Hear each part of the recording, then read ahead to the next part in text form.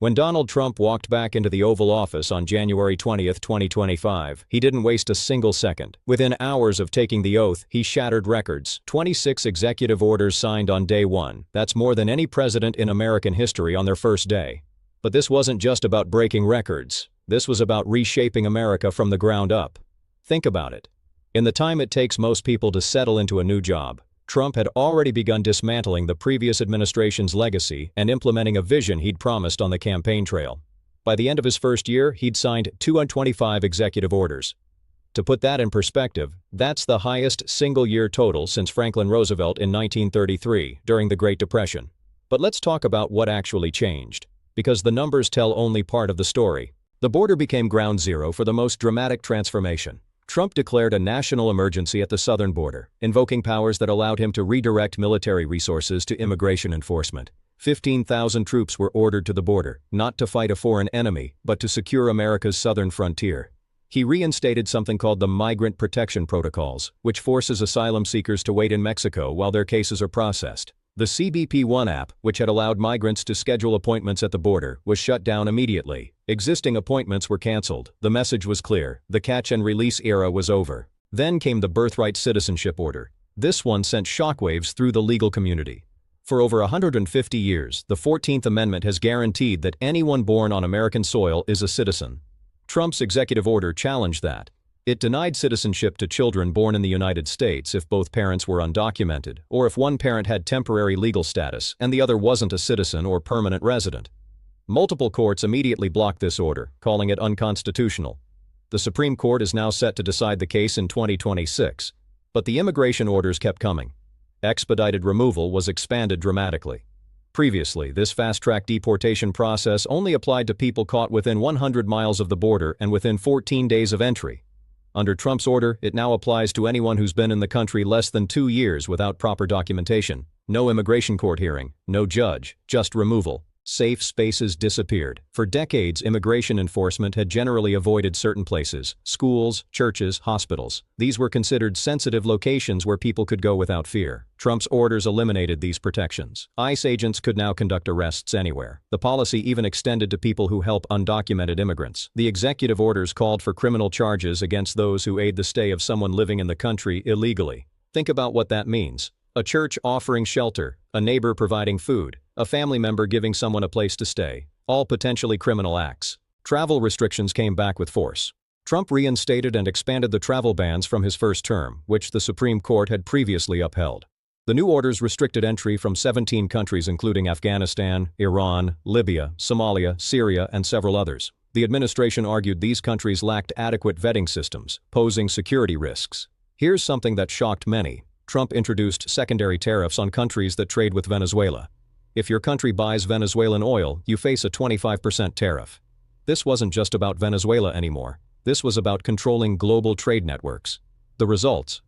By early 2026, the Brookings Institution reported something unprecedented. America experienced negative net migration for the first time in decades. Between 10,000 and 295,000 more people left the country than entered. The aggressive enforcement strategy had created what some called an exodus, others called it restoring order. But immigration wasn't the only battlefield. Trump turned his attention to energy with equal intensity. On day one, he signed the Unleashing American Energy Executive Order. This wasn't subtle. The order revoked nearly every major climate initiative from the Biden administration. The American Climate Corps was terminated. Environmental regulations on oil and gas exploration were stripped away. Federal land and waters were opened for drilling.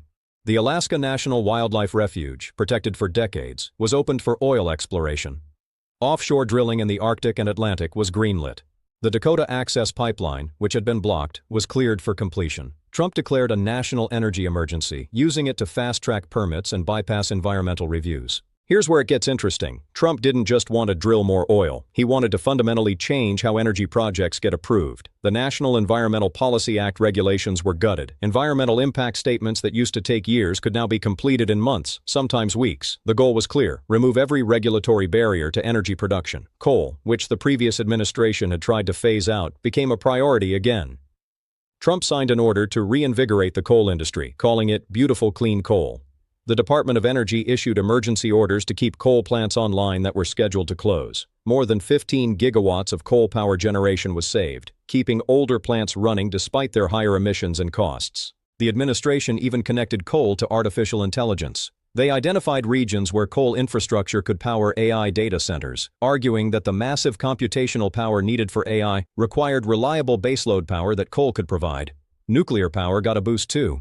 Trump signed an executive order directing the Department of Energy to lead the Genesis mission, combining private AI capabilities with government nuclear research to accelerate fusion power development. But the energy push came with a price. Trump withdrew the United States from the World Health Organization, citing mishandling of COVID-19.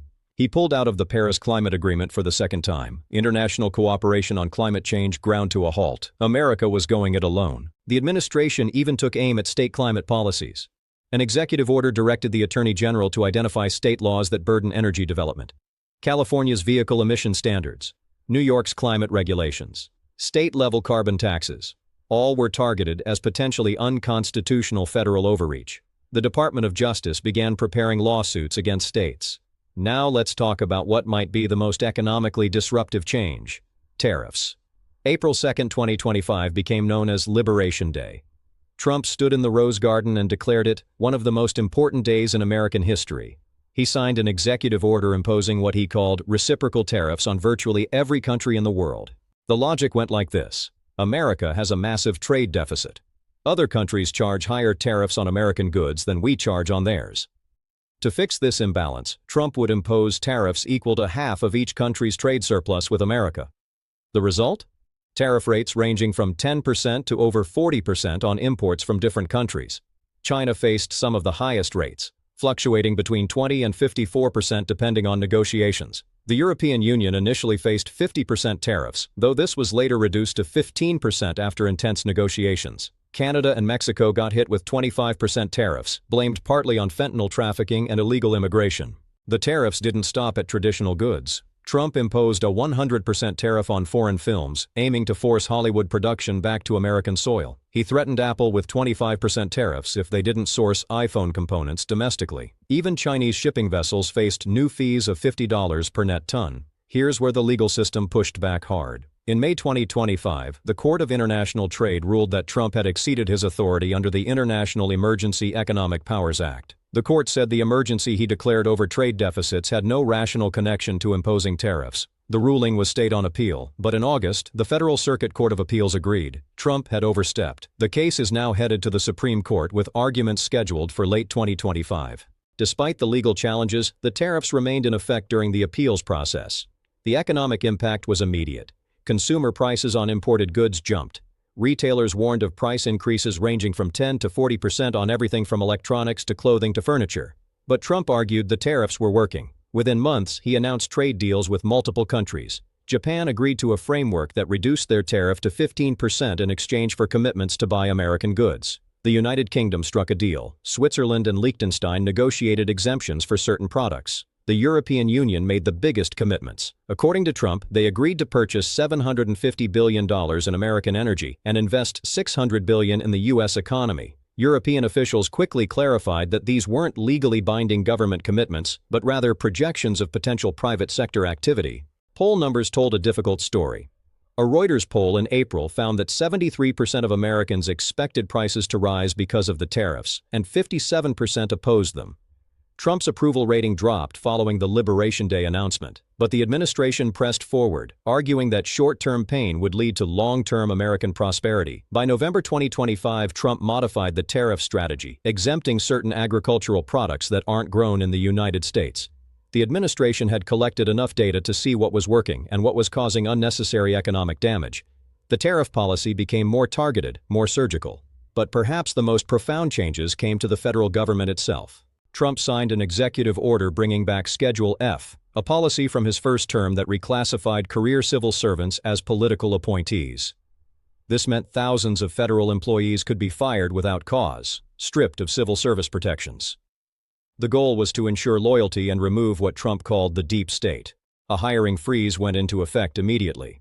Diversity, equity, and inclusion programs across the federal government were terminated.